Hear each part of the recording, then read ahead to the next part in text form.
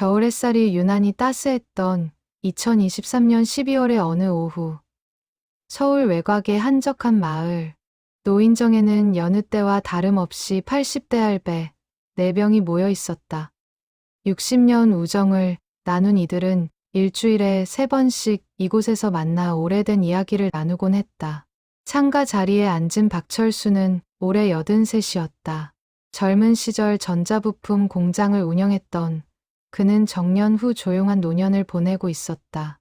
마른 체구의 은발이 성성했지만 안경 너머 그의 눈빛만큼은 여전히 날카로웠다. 그는 벽시계를 바라보며 무언가 깊은 생각에 잠겨 있었다. 맞은편에는 김동진이 앉아 있었다. 전직 중학교 수학교사였던 그는 80을 넘긴 지금도 숫자에 대한 감각이 살아있었다. 흰머리를 단정하게 빗어 넘긴 그는 신문을 읽다 말고 철수를 바라보았다. 철수야, 자네 요즘 안색이 왜 그래? 뭔가 걱정거리라도 있나? 동진의 물음에 철수는 한숨을 길게 내쉬었다. 그의 얼굴에는 말할 수 없는 고민이 깊게 새겨져 있었다. 나머지 2명, 이병호와 최상욱도 고개를 들었다. 병호는 젊은 시절 목재소를 운영했던 사람으로 굵은 손과 넓은 어깨가 여전히 든든해 보였다. 상욱은 평생 약국을 운영하며 마을 사람들의 건강을 챙겼던 인물이었다. 4사람은 1963년 같은 고등학교를 졸업한 동창이었고 한국전쟁 이후 폐허에서 함께 성장한 전우 같은 친구들이었다. 철수는 떨리는 손으로 호주머니에서 핸드폰을 꺼냈다. 최신 스마트폰이었지만 그의 손에는 너무 낯선 물건처럼 보였다.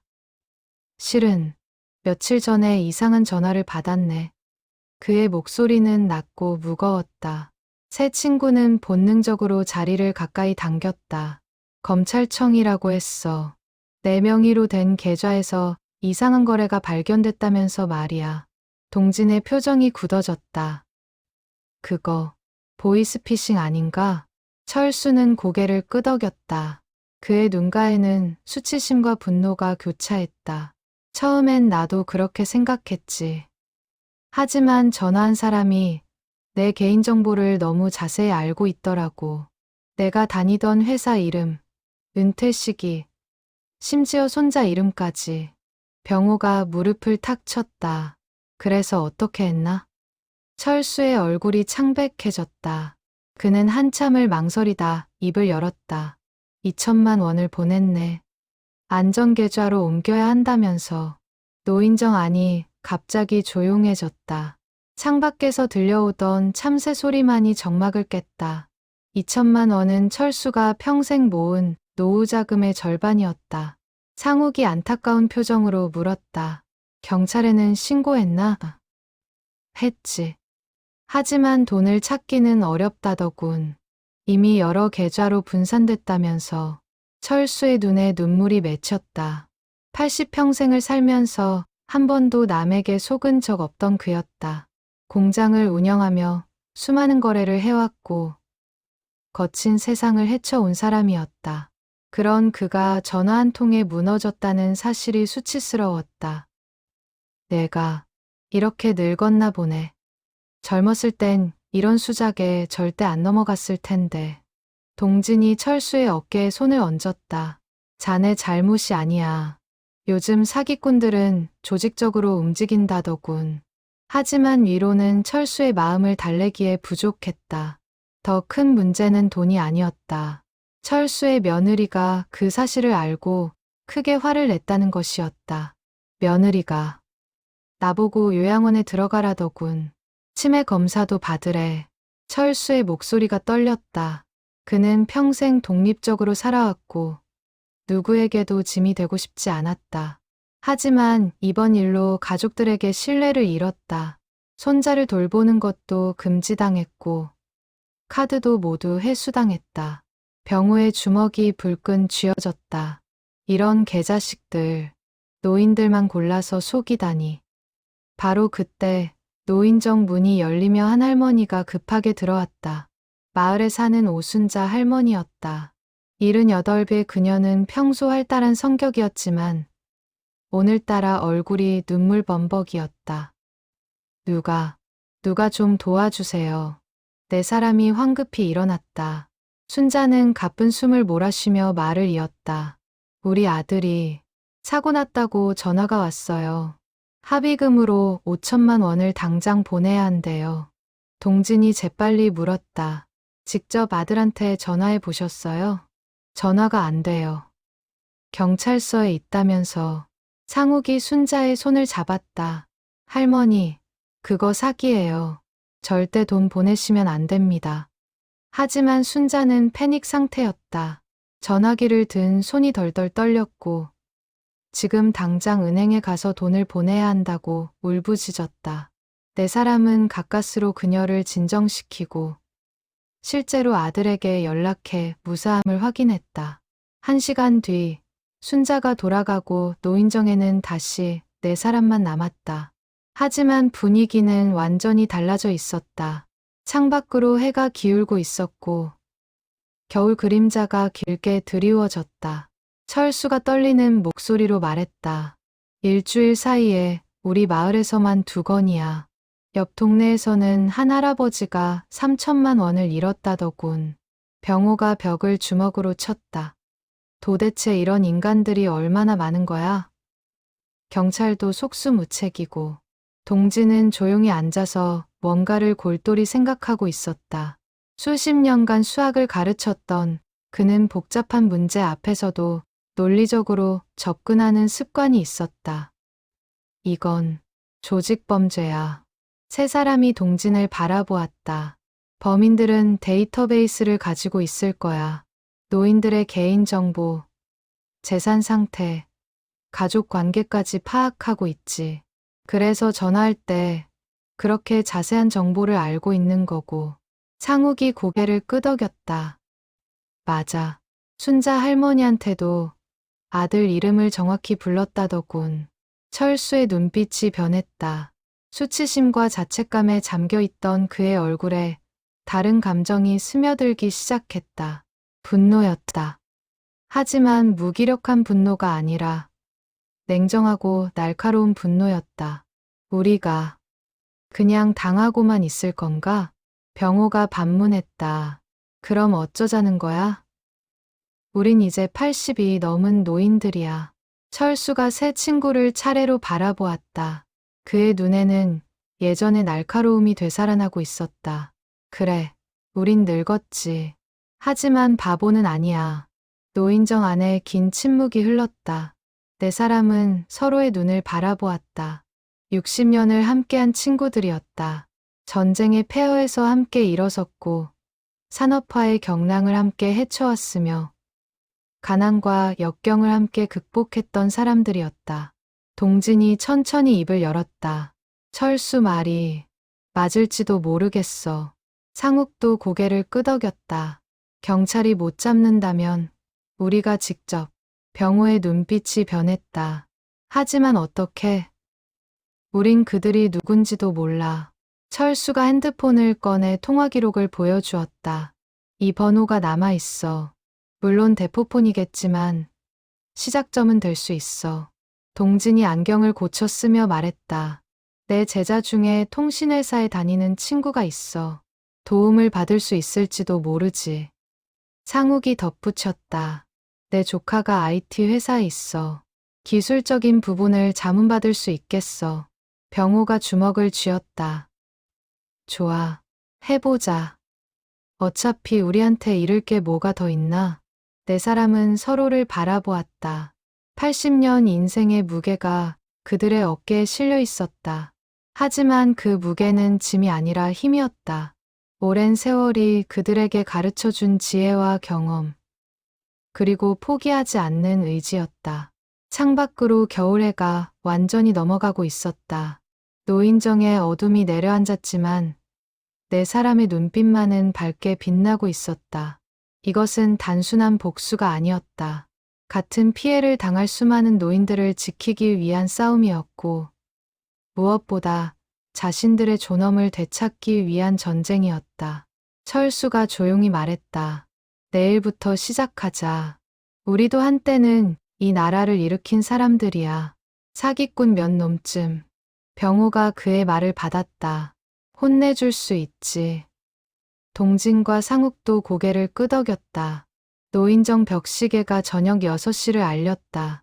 평범했던 하루가 끝나가고 있었다. 하지만 내 노인의 인생에서 가장 특별한 모험이 막 시작되려 하고 있었다. 다음 날 아침, 네 사람은 평소보다 일찍 노인정에 모였다. 동진은 노트와 펜을 가져왔고 상욱은 두툼한 파일을 들고 왔다. 병호는 작은 녹음기를, 철수는 자신의 통화 기록이 담긴 핸드폰을 준비했다. 노인정 구석 테이블에 자리를 잡은 네 사람은 마치 작전회의를 하는 군인들처럼 진지한 표정이었다. 동진이 노트를 펼치며 입을 열었다. 먼저 우리가 알고 있는 정보를 정리해보자. 그는 깔끔한 글씨로 항목을 적어 내려갔다. 수십 년간 학생들을 가르쳤던 습관이 몸에 배어 있었다. 첫째, 범인들은 체계적인 조직이다. 둘째, 노인들의 개인정보를 상세히 가지고 있다. 셋째, 대포폰을 사용한다. 넷째, 여러 계좌로 돈을 분산시킨다. 철수가 덧붙였다. 그리고 전화를 받은 느낌으로는 최소 3명 이상이 역할을 나눠 했어. 처음 전화한 사람, 검사를 사칭한 사람, 마지막에 계좌번호를 알려준 사람이 각각 달랐거든. 상욱이 가져온 파일을 펼쳤다. 인터넷에서 출력한 보이스피싱 관련 기사들이었다. 내가 조사해봤는데 이런 조직들은 대부분 콜센터 형태로 운영된다고 해. 보통 오피스텔이나 주택을 빌려서 말이야. 병호가 팔짱을 끼며 물었다. 그럼 우리가 그 장소를 찾아내야 한다는 거야? 동진이 고개를 저었다. 아니, 그건 불가능해. 대신 우리가 미끼가 되는 거야. 세 사람이 동진을 바라보았다. 그는 안경을 고쳤으며 설명을 이어갔다. 범인들에게 다시 전화를 걸게 만드는 거지. 이번에는 우리가 준비된 상태에서 말이야. 철수의 눈이 빛났다. 그러니까 우리가 일부러 속는 척하면서 정보를 캐낸다. 정확해. 상욱이 걱정스러운 표정을 지었다. 하지만 위험하지 않을까? 자칫하면 더 큰 피해를 볼 수도. 병호가 손을 저었다. 우리가 뭘 더 잃겠어. 철수는 이미 2천만 원을 날렸고 순자 할머니는 하마터면 5천만 원을 보낼 뻔했어. 이대로 당하고만 있을 순 없어. 동진이 노트에 그림을 그리기 시작했다. 전화 흐름도였다. 범인들이 어떤 순서로 전화를 걸고 어떤 멘트를 하는지 체계적으로 정리했다. 철수, 자네가 받았던 전화 내용을 자세히 말해줘. 처음부터 끝까지. 철수는 눈을 감고 그날을 떠올렸다. 사흘 전 오후 2시쯤이었다. 낯선 번호로 전화가 왔고 상대방은 금융감독원 직원이라고 자신을 소개했다. 목소리는 30대 후반 정도로 들렸어. 말투가 정중했고 전문 용어를 많이 썼지. 내 명의로 된 계좌에서 이상 거래가 포착됐다면서 개인정보가 유출됐을 가능성이 있다고 했어. 동진이 적어 내려가며 물었다. 그 다음은? 그 사람이 확인 절차를 거쳐야 한다면서 내 생년월일과 주소를 물었어. 나는 이미 알고 있는 내용이니까 말해줘도 되겠다 싶어서 대답했지. 상욱이 고개를 끄덕였다. 그게 함정이야. 피해자가 직접 정보를 확인해주면 자기들이 정말 정부기관이라는 착각을 하게 만드는 거지. 철수가 계속 이야기했다. 그리고 10분 뒤에 다시 전화가 왔어. 이번에는 검찰청 금융조사과라면서 목소리가 더 권위적이었어. 나를 피해자처럼 다루더라고. 병호가 주먹을 쥐었다. 피해자라니 평생 법 한 번 안 어기고 산 사람한테. 철수의 목소리가 낮아졌다. 그 사람이 말하길 내 계좌가 보이스피싱 조직의 돈 세탁에 이용됐다는 거야. 지금 당장 협조하지 않으면 공범으로 체포될 수도 있다고. 동진이 펜을 멈췄다. 그게 핵심이야. 공포를 조성해서 판단력을 흐리게 만드는 거지. 맞아. 나는 그때 정말 겁이 났어. 80이 넘어서 감옥에 간다고 생각하니 머릿속이 하얘지더라고. 상욱이 철수의 어깨를 두드렸다. 누구라도 그랬을 거야. 철수가 고개를 들었다. 그의 눈에는 지난번과 다른 빛이 있었다. 수치심은 사라지고 냉정함이 자리 잡았다. 하지만 이제는 달라. 이제는 내가 저들의 수법을 알아. 그리고 그는 새 친구를 바라보았다. 우리 넷이 함께야. 동진이 노트를 넘기며 새로운 페이지에 제목을 적었다. 역공작 계획이라고 쓰여 있었다. 좋아. 이제부터 우리의 계획을 세우자. 첫 단계는 범인들의 재접촉을 유도하는 거야. 상욱이 물었다. 어떻게? 철수가 돈을 더 보낼 수 있다는 신호를 보내는 거지. 보통 이런 조직들은 한번 성공한 피해자를 다시 노린다고 해. 병호가 고개를 끄덕였다. 철수 명의로 된 계좌에 돈이 더 있다는 걸 알리는 거로군. 그래. 하지만 조심스럽게 접근해야 해. 너무 노골적이면 의심할 테니까. 네 사람은 머리를 맞대고 구체적인 시나리오를 짰다. 철수가 은행에 전화해서 큰 소리로 통화하는 척 연기하기로 했다. 자신의 정기예금 만기가 다가온다는 내용이었다. 범인들이 전화를 도청하고 있다면 이 정보를 포착할 것이었다. 동진이 계획의 두 번째 단계를 설명했다. 범인들이 다시 전화를 걸어오면 이번에는 우리가 통제권을 가져와야 해. 겁먹은 척하면서도 정보를 빼내는 거지. 상욱이 녹음기를 테이블에 올렸다. 모든 통화는 녹음하자. 증거가 필요해. 병호가 덧붙였다. 그리고 통화하는 동안 다른 사람이 메모하기. 말투, 배경소음, 사용하는 용어들. 철수가 핸드폰을 만지작거렸다. 내 조카가 앱을 하나 설치해줬어. 발신 번호를 추적할 수는 없지만 통화 패턴을 분석할 수는 있다고 하더라고. 동진이 만족스러운 표정으로 노트를 덮었다. 좋아. 우리에게는 그들이 없는 게 하나 있어. 세 사람이 물었다. 뭔데? 인내심이지. 우린 급할 게 없어. 천천히 확실하게 정보를 모으는 거야. 상욱이 시계를 보았다. 일단 오늘은 여기까지 하고 각자 준비를 하자. 내일 다시 만나서 최종 점검을 하고. 병호가 말을 받았다. 모레부터 작전을 시작하는 거지? 네 사람이 서로를 바라보았다. 80이 넘은 나이에 이런 일을 벌인다는 것이 황당하기도 했지만 동시에 묘한 흥분이 느껴졌다. 마치 젊은 시절로 돌아간 것 같았다. 철수가 일어서며 말했다. 동무들, 우리가 이기든 지든 최소한 싸워는 보자. 병호가 그의 어깨를 두드렸다. 이기는 거야. 반드시. 동진과 상욱도 고개를 끄덕였다. 네 사람은 주먹을 모았다. 젊은 시절 고등학교 축구부에서 하던 동작이었다. 60년이 지난 지금 그들은 다시 한 팀이 되었다. 하나, 둘, 셋, 파이팅. 노인정 밖으로 겨울 햇살이 쏟아졌다. 새로운 전쟁이 시작되고 있었다. 사흘 뒤 철수는 계획대로 은행에 전화를 걸었다. 노인정에는 네 사람이 모두 모여 있었고 병호가 녹음기를 작동시켰다. 상욱은 메모지를 준비했고 동진은 시계를 보며 시간을 체크했다. 철수가 스피커폰으로 전화를 걸었다.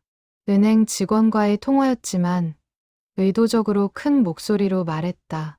네, 제 정기예금 말입니다. 다음 주 금요일에 만기가 되는 거 맞죠? 은행 직원의 목소리가 들렸다. 네, 고객님.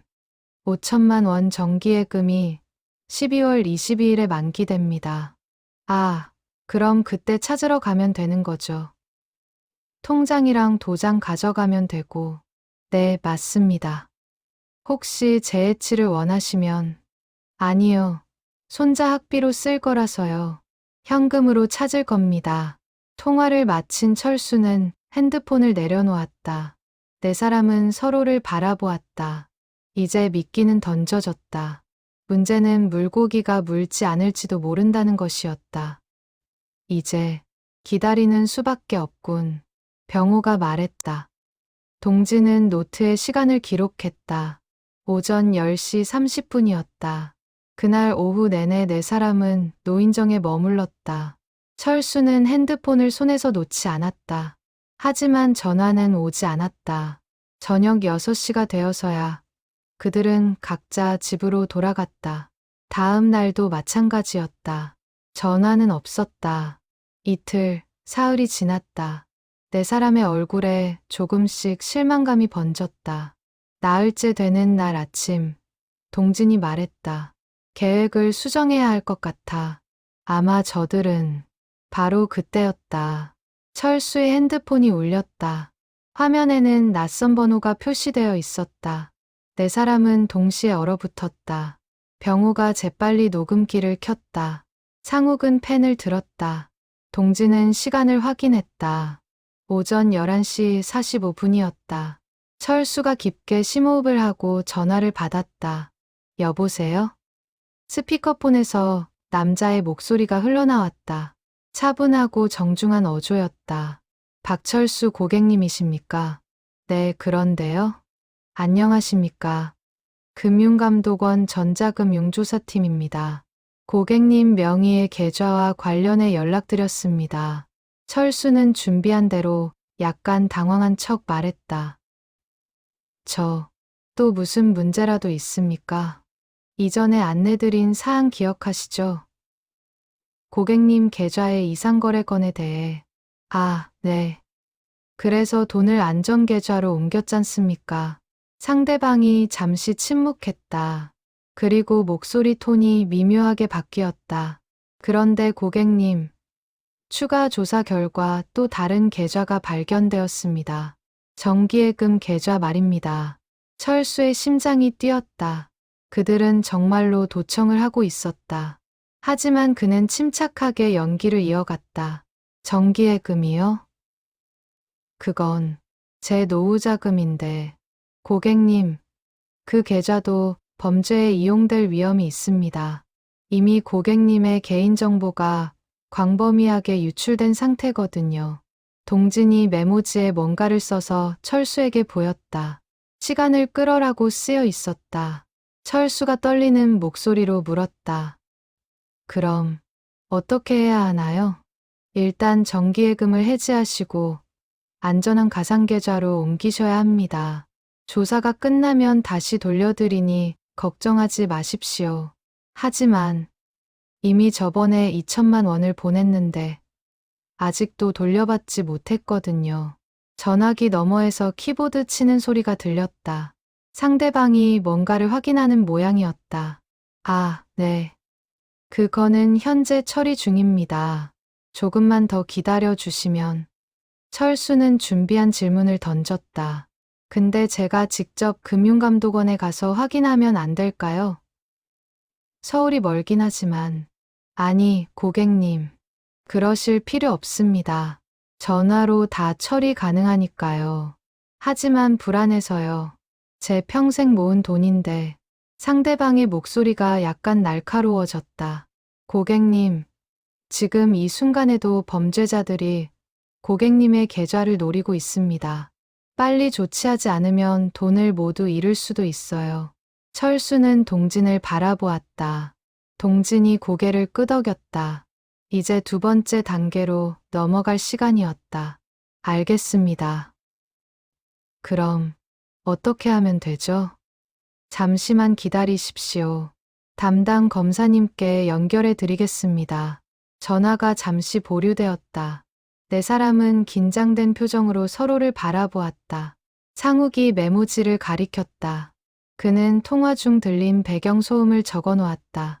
에어컨 소음, 여러 명의 목소리, 전화벨 소리라고 쓰여 있었다. 약 20초 뒤 새로운 목소리가 전화기에서 들렸다. 더 나이가 든 남자 목소리였고 권위적인 말투였다. 고객님, 서울중앙지검 금융범죄조사부 김 검사입니다. 철수는 더욱 겁먹은 척 말했다. 검사님, 제가 무슨 잘못을 한 건가요? 아니요. 고객님은 피해자십니다. 하지만 협조를 안 하시면 공범으로 오해받을 수 있어요. 제가 뭘 어떻게, 지금 즉시 은행에 가셔서 정기예금을 해지하십시오. 그리고 제가 알려드리는 계좌로 송금하시면 됩니다. 철수가 시간을 더 끌기로 했다. 하지만 검사님, 제가 은행까지 가려면 시간이 좀 걸리는데요. 다리도 불편하고, 그럼 보호자분과 함께 가시죠. 보호자가, 며느리가 있긴 한데, 말하면 걱정할 것 같아서요. 전화기 너머에서 짧은 한숨 소리가 들렸다. 고객님, 이건 비밀 유지가 필요한 사안입니다. 가족들에게도 절대 말씀하시면 안 돼요. 동진이 새로운 메모를 써서 보였다. 내일로 미루기라고 적혀 있었다. 철수가 말했다. 검사님, 오늘은 좀 몸이 안 좋아서요. 내일 아침에 가면 안 될까요? 상대방이 잠시 멈칫했다. 철수의 심장이 두근거렸다. 너무 의심스러워했나 싶었다. 하지만 검사는 마지못해 동의했다. 좋습니다. 하지만 내일 아침 일찍 가셔야 합니다. 은행 문 여는 시간에 맞춰서요. 네, 알겠습니다.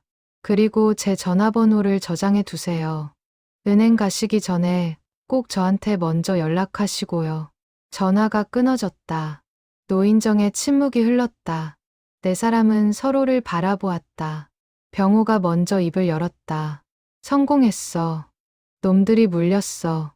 상욱이 녹음기를 확인했다. 통화 내용 전부 녹음됐어. 이거면 증거로 충분해. 동진이 메모를 정리하며 말했다. 이제 우리가 한 발 앞서 있어. 저들은 내일 철수가 은행에 갈 거라고 생각하고 있지. 철수가 핸드폰을 내려놓으며 씩 웃었다. 하지만 우리는 가지 않아. 병호가 물었다. 그럼 다음 단계는 뭐야? 동진이 노트를 펼쳤다. 그곳에는 이미 계획이 세밀하게 적혀 있었다. 이제부터는 저들을 우리 쪽으로 끌어내는 거야. 직접 만나자고 하는 거지. 상욱이 놀란 표정을 지었다. 직접 만나? 그건 위험하지 않아? 위험하지. 하지만 전화만으로는 한계가 있어. 얼굴을 봐야 더 많은 정보를 얻을 수 있지. 철수가 고개를 끄덕였다.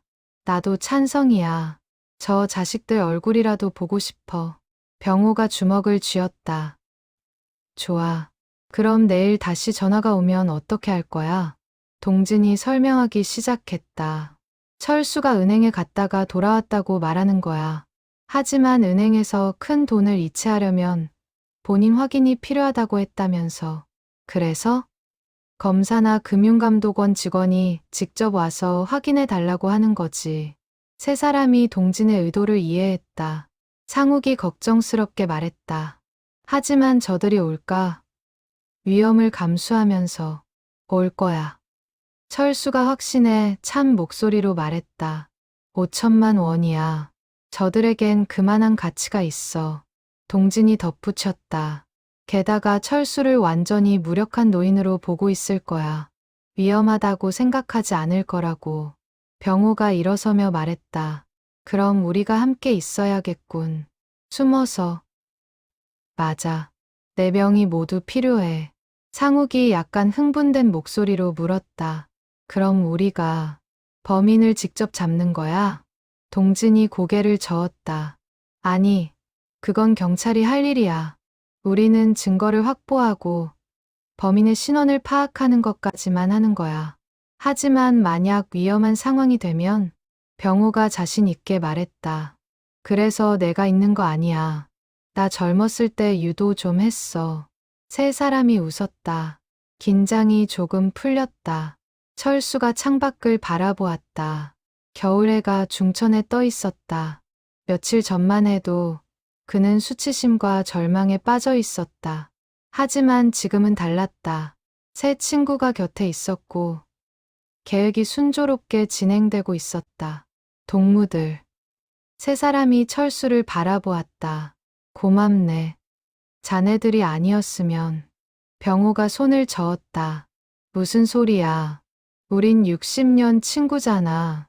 동진과 상욱도 고개를 끄덕였다. 네 사람은 다시 주먹을 모았다. 내일 아침 작전 개시다. 밤이 되어 네 사람은 각자 집으로 돌아갔다. 하지만 아무도 잠들지 못했다. 철수는 천장을 바라보며 내일의 시나리오를 머릿속으로 반복했다. 동진은 노트를 다시 펼쳐 계획을 점검했다. 상욱은 혹시 모를 상황에 대비해 응급약품을 챙겼다. 병호는 오래된 유도복을 꺼내 입어보았다. 여전히 맞았다. 다음 날이 밝아오고 있었다. 그리고 그날은 내 노인의 인생에서 가장 스릴 넘치는 하루가 될 것이었다. 다음 날 아침 9시, 네 사람은 철수의 집에 모였다. 작은 2층 집이었고 며느리와 손자는 일찍 외출하여 집에는 철수만 있었다. 완벽한 조건이었다. 동진이 가방에서 여러 가지 장비를 꺼냈다. 소형 카메라 2대, 추가 녹음기, 그리고 호신용 스프레이까지 준비되어 있었다. 카메라는 여기랑 여기에 설치하자. 동진이 거실의 구석과 현관 근처를 가리켰다. 병호가 카메라를 설치하는 동안 상욱은 녹음기를 테스트했다.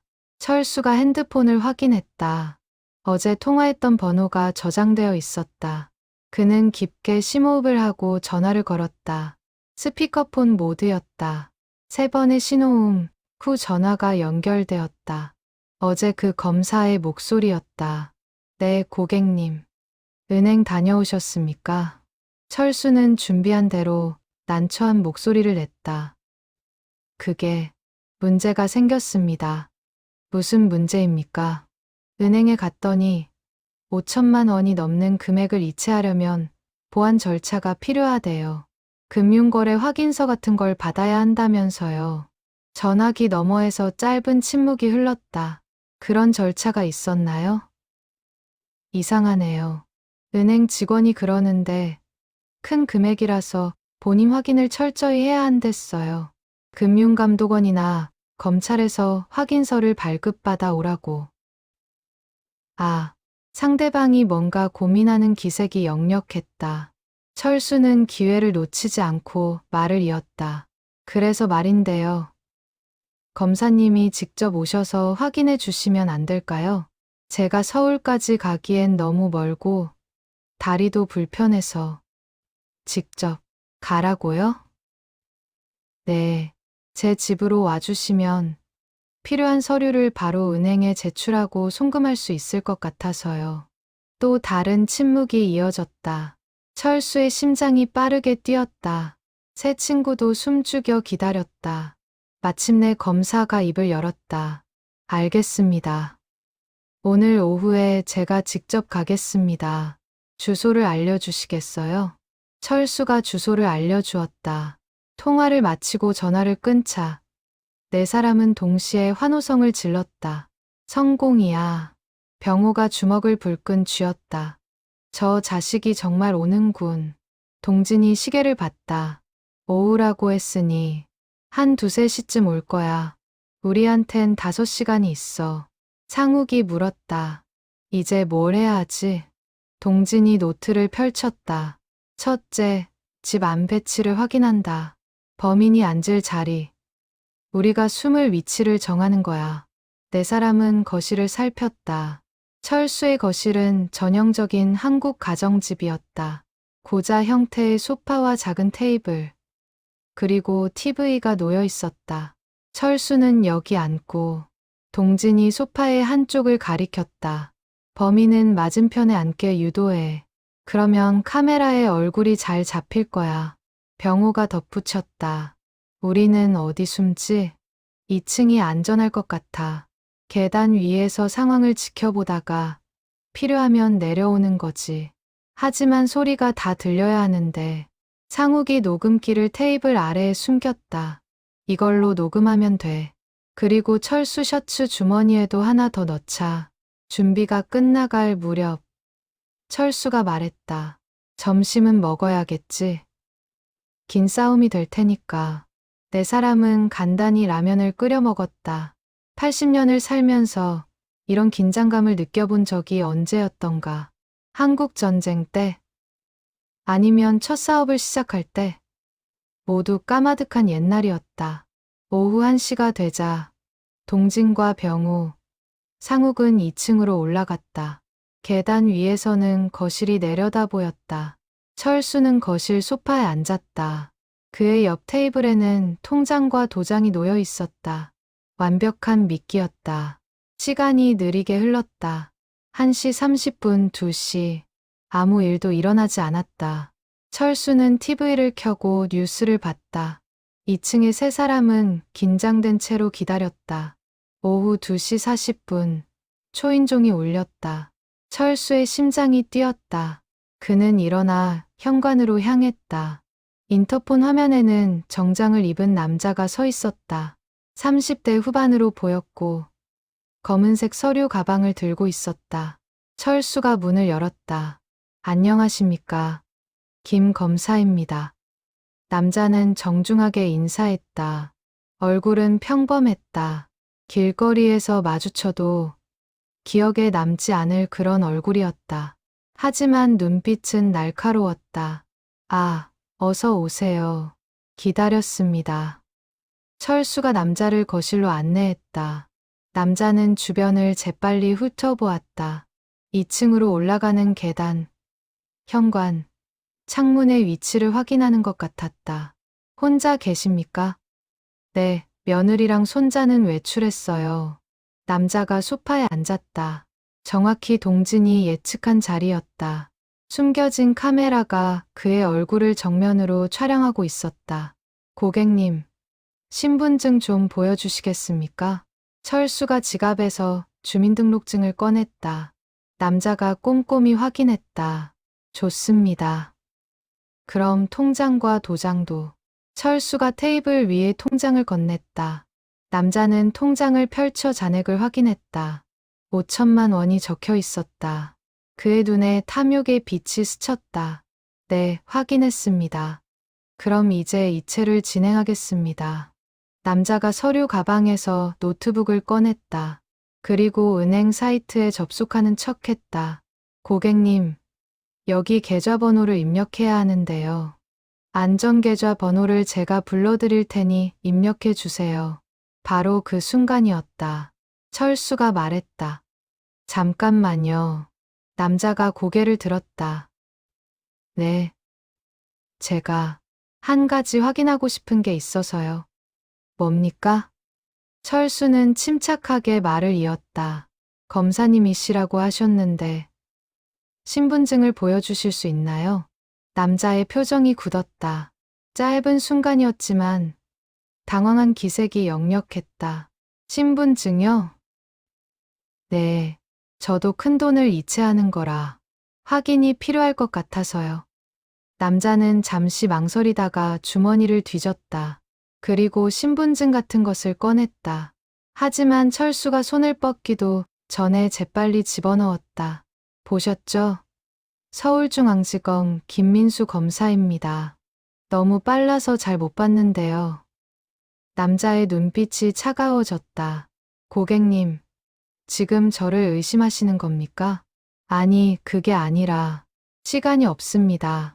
빨리 진행하지 않으면 고객님 돈이 정말 위험해질 수 있어요.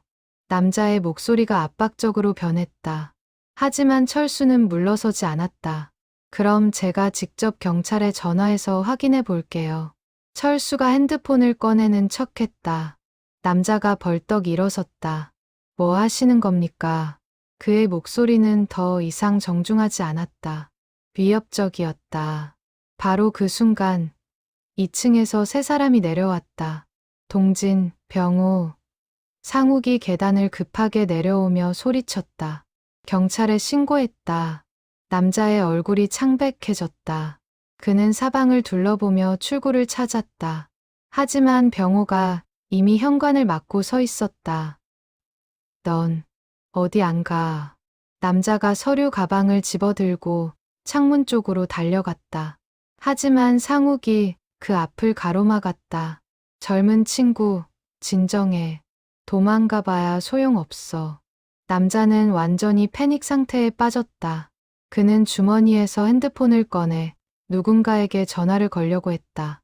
하지만 동진이 재빨리 그의 손목을 잡았다. 그 전화기 내놔. 나요. 이러면 폭행죄야. 병호가 낮은 목소리로 말했다. 폭행죄. 내가 한 짓에 비하면 아무것도 아니지. 그 순간 밖에서 사이렌 소리가 들렸다. 철수가 미리 신고해 둔 경찰차였다. 2명의 경찰관이 집 안으로 들어왔다. 신고받고 왔습니다. 무슨 일입니까? 철수가 차분하게 설명했다. 이 사람이 검사를 사칭하며 제 돈을 가져가려고 했습니다. 증거는 모두 녹음되어 있습니다. 경찰관이 남자를 바라보았다. 신분증 좀 보여주시겠습니까? 남자는 이제 완전히 기가 꺾여 있었다. 그는 고개를 숙인 채 아무 말도 하지 못했다. 경찰관이 그의 서류 가방을 열었다. 안에는 여러 장의 가짜 신분증과 통장, 그리고 다른 피해자들의 정보가 담긴 수첩이 있었다. 보이스피싱 조직원이군요. 동행하시죠. 남자에게 수갑이 채워졌다. 그가 끌려나가는 모습을 보며 내 노인은 서로를 바라보았다. 믿기지 않았다. 그들이 정말로 해냈다.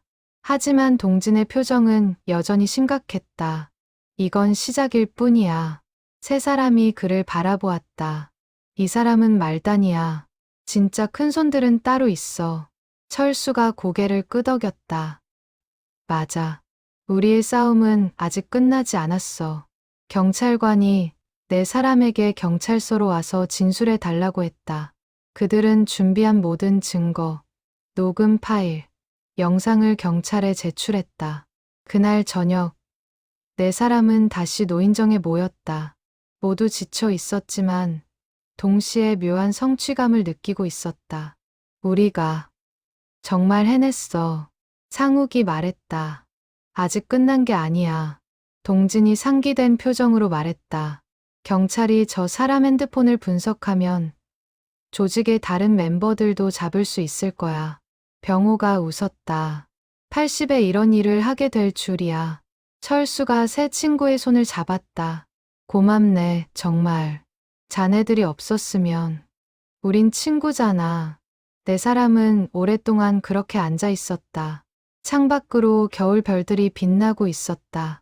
그들의 싸움은 계속될 것이었다. 하지만 이제 그들은 알고 있었다. 나이는 숫자일 뿐이며 진정한 힘은 우정과 정의감에서 나온다는 것을. 일주일 후, 네 사람은 경찰서에서 연락을 받았다. 체포된 남자 이재훈의 핸드폰 분석 결과가 나왔다는 것이었다. 담당 형사 정우진은 40대 중반의 베테랑이었고 내 노인의 용기에 깊은 감명을 받은 상태였다. 할아버님들 덕분에 큰 실마리를 잡았습니다. 정 형사가 서류를 펼쳐 보였다. 이재훈의 통화 기록과 메시지 내용이 빼곡히 적혀 있었다. 이 조직은 생각보다 훨씬 컸습니다. 적어도 15명 이상이 연루되어 있고 지난 1년간 30억 원 이상을 편취한 것으로 추정됩니다. 동진이 안경을 고쳐 쓰며 물었다. 그럼 다른 멤버들도 잡을 수 있나요? 쉽지는 않습니다. 이들은 철저하게 역할을 분담하고 있거든요.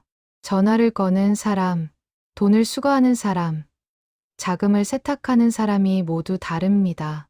철수가 주먹을 쥐었다. 그럼 우리가 또 도울 방법이 있지 않을까요? 정 형사가 잠시 망설이다 말했다. 사실 있기는 합니다. 하지만 위험할 수 있어서. 말씀해 보세요. 이재훈이 자백을 했습니다.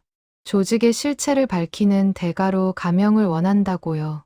그런데 한 가지 문제가 있습니다. 뭔데요? 조직의 리더가 누군지는 아무도 모른다는 겁니다. 철저하게 익명성을 유지하면서 텔레그램으로만 지시를 내린다고 합니다. 상욱이 물었다. 그럼 어떻게 잡죠? 함정 수사를 해야 합니다. 리더를 직접 끌어내는 것이죠. 병호가 앞으로 몸을 기울였다. 구체적으로 어떻게요? 정 형사가 내 노인을 차례로 바라보았다. 이재훈을 통해 거짓 정보를 흘리는 겁니다. 새로운 큰 물고기를 찾았다고요. 금액이 억 단위라고 하면 리더가 직접 움직일 가능성이 있습니다. 철수의 눈이 빛났다. 그 미끼가 우리가 되는 건가요? 네. 하지만 정말 위험합니다. 이번에는 전문 범죄자들을 상대하는 거니까요. 네 사람은 서로를 바라보았다. 말이 필요 없었다. 60년 우정으로 이어진 그들은 이미 같은 생각을 하고 있었다. 동진이 먼저 입을 열었다. 하겠습니다. 저도요. 병호와 상욱도 고개를 끄덕였다. 철수가 정 형사를 똑바로 바라보았다. 우리가 직접 당한 일입니다. 끝까지 가겠습니다. 정 형사는 감동한 표정이었지만 동시에 걱정스러웠다. 하지만 형사님이 옆에서 지켜봐 주셔야 합니다. 우리만으로는 한계가 있으니까요. 물론입니다. 저희 팀이 24시간 대기하겠습니다. 이틀 후 작전이 시작되었다. 이재훈은 구치소에서 조직의 텔레그램 그룹에 메시지를 보냈다. 내용은 간단했다. 새로운 타깃 발견. 85세 독거노인. 부동산 매각 대금 3억. 치매 초기 증상. 100% 성공 가능. 메시지를 보낸 후 30분이 지났다. 답장이 없었다. 1시간, 2시간이 흘렀다. 경찰서 회의실에서 대기하던 내 노인과 정 형사는 초조하게 기다렸다. 오후 3시, 드디어 답장이 왔다. 정보 상세히, 주소, 가족관계, 은행 내역. 이재훈이 준비된 허위 정보를 보냈다. 실제로는 경찰이 마련한 안가의 주소였다. 가족관계도 모두 지어낸 것이었다. 양천구 목동, 독거, 자녀 미국 거주, 신한은행 정기예금 2억 8천, 보통예금 2천. 또 1시간이 지났다. 이번에는 다른 내용의 메시지가 왔다. 이번 거는 내가 직접 간다. 금액이 크니까 실수 없어야 한다. 내일 오후 2시에 현장에서 만나자. 정 형사의 눈이 빛났다. 드디어 물렸어요. 동진이 물었다. 그럼 내일 그 안가에서 리더를 체포하는 건가요? 네. 하지만 만약을 위해 할아버님들도 함께 계셔야 합니다. 연기를 해야 하니까요. 철수가 고개를 끄덕였다. 물론이죠. 우리가 85세 독거노인 역할을 하면 되는 거죠? 그렇습니다. 다만 한 분만 연기하시고 나머지 분들은 숨어 계셔야 합니다. 병호가 자원했다. 내가 할게. 내가 연기를 제일 잘하거든. 상욱이 웃었다. 자네가 연기를? 언제? 젊었을 때 마을 연극에서 주연했었어. 잊었나? 세 사람이 웃음을 터뜨렸다. 긴장이 조금 풀렸다. 다음 날 오후. 일행은 목동의 안가에 도착했다. 전형적인 노인 주택으로 꾸며진 곳이었다. 거실에는 오래된 가구들과 가족 사진들이 놓여 있었다. 경찰이 세심하게 준비한 무대였다. 병호는 낡은 스웨터를 입고 거실 소파에 앉았다. 약간 굽은 자세로 앉아 있으니 정말 쇠약한 노인처럼 보였다. 철수, 동진, 상욱은 2층 방에 숨었다. 정 형사와 다른 형사 3명은 옆집에 대기하고 있었다. 오후 2시 정각, 초인종이 울렸다. 병호가 느릿느릿 일어나 문을 열었다. 밖에는 50대 후반으로 보이는 남자가 서 있었다. 깔끔한 정장에 은퇴 안경을 쓴 그는 마치 교수나 의사처럼 품이 있어 보였다. 하지만 그의 눈빛에는 차가운 무언가가 있었다. 안녕하십니까? 금융감독원에서 나왔습니다. 남자의 목소리는 부드러웠다. 병호는 약간 귀가 먹은 척 물었다. 네, 누구시라고요? 금융감독원입니다. 어르신 계좌에 문제가 생겨서 왔습니다. 아, 들어오세요. 병호가 남자를 거실로 안내했다. 남자는 주변을 날카롭게 살폈다. 훈련된 범죄자의 눈이었다. 혼자 사십니까? 네, 자식들은 다 미국에 있어요. 그렇군요. 남자가 소파에 앉으며 서류 가방을 열었다. 어르신, 은행 통장 좀 보여주시겠습니까? 통장이요? 어디 뒀더라. 병우가 일부러 헤매며 주변을 더듬었다. 치매 초기 증상을 연기하는 것이었다. 남자의 입가에 미소가 스쳤다. 완벽한 먹잇감이라고 생각하는 것 같았다. 천천히 찾으세요. 급하지 않습니다. 병우가 서랍을 뒤지다가 통장을 꺼냈다. 경찰이 만든 가짜 통장이었다. 하지만 진짜처럼 보였다. 2억 8천만 원이라는 잔액이 적혀 있었다. 남자의 눈이 반짝였다. 네, 확인했습니다. 어르신, 이 돈을 안전하게 보관해야 합니다. 요즘 범죄가 많거든요. 그래요?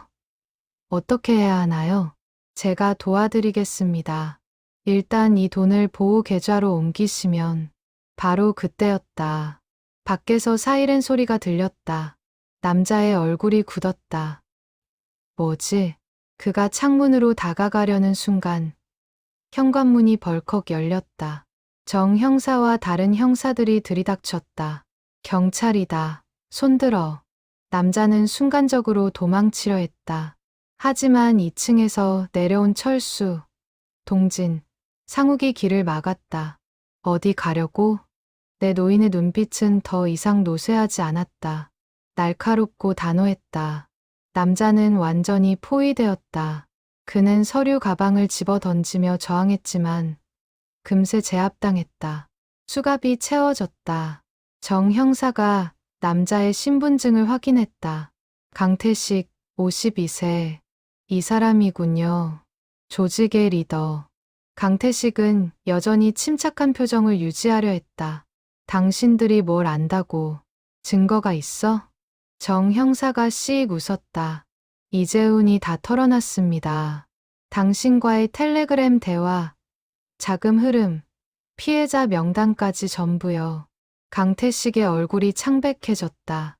그 새끼가. 그리고 여기. 병우가 셔츠에서 초소형 카메라를 꺼냈다. 방금 전 대화가 전부 녹화됐습니다. 강태식은 무너졌다. 그는 바닥에 주저앉으며 고개를 떨어뜨렸다. 경찰이 그를 연행해 가는 동안 내 노인은 거실에 남았다. 그들은 서로를 바라보았다. 믿기지 않는 일이 벌어졌다. 정 형사가 돌아와 내 사람에게 악수를 청했다. 정말 감사합니다. 할아버님들이 아니었으면 이 조직을 절대 잡지 못했을 겁니다. 철수가 겸손하게 말했다. 우리는 그냥 해야 할 일을 했을 뿐입니다. 아닙니다. 할아버님들의 용기가 수많은 노인들을 구한 겁니다. 병우가 물었다. 그런데 피해자들 돈은 돌려받을 수 있나요? 최선을 다하겠습니다. 강태식의 계좌를 추적 중입니다.